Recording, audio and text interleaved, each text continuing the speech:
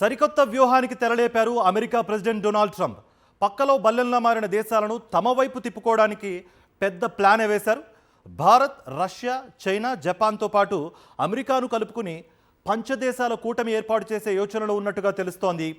Core 5 super club పేరుతో ప్రారంభించే ఈ ఎలైట్ క్లబ్ ద్వారా యూరోప్ ఆధిపత్యం ఉన్న G7 ఇతర దేశాల కూటములకు చెక్ పెట్టే ప్రయత్నాలు చేస్తున్నట్లు వార్తలు జోరందుకున్నాయి.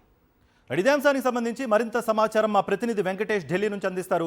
వెంకటేష్, ఈ కోర్ 5 ఏర్పాటు చేయడానికి గల కారణాలు ఏంటి? దానికి సంబంధించి మీ దగ్గర ఎటువంటి ఇన్పుట్స్ ఉన్నాయి? అంతర్జాతీయ పరిణామాల్లో ఒక కీలక మలుపు చోటు చేసుకోబోతోంది.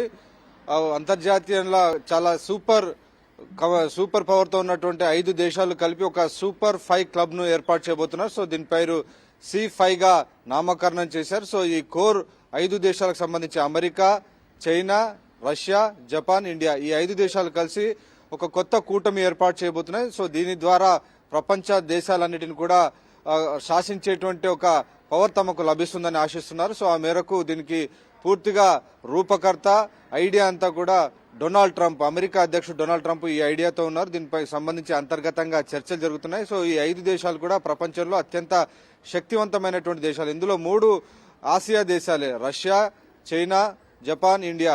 ఈ 4 దేశాలకు సంబంధించినంత వరకు ఈ దేశాలు చాలా పవర్ఫుల్ కంట్రీస్ గా ఉన్నాయి. అలాగే యూరోప్ ను మినహాయించి అమెరికా వీరందరితో జత కట్టడం ద్వారా ప్రపంచ దేశాలను శాసించాలన్నది ట్రంప్ అభిప్రాయంగా కనబడుతోంది. ఇప్పటికీ ప్రపంచంలో G7 అనేది ఒక పవర్ఫుల్ అలయన్స్ గా ఉంది, పవర్ఫుల్ గ్రూప్ గా ఉంది.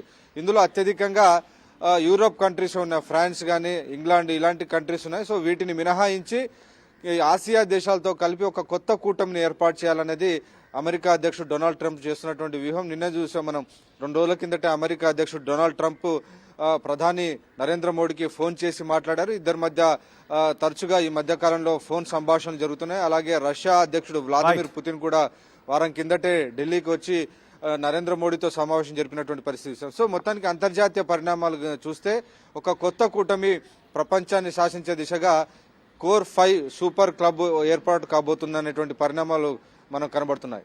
Thank you Venkatesh.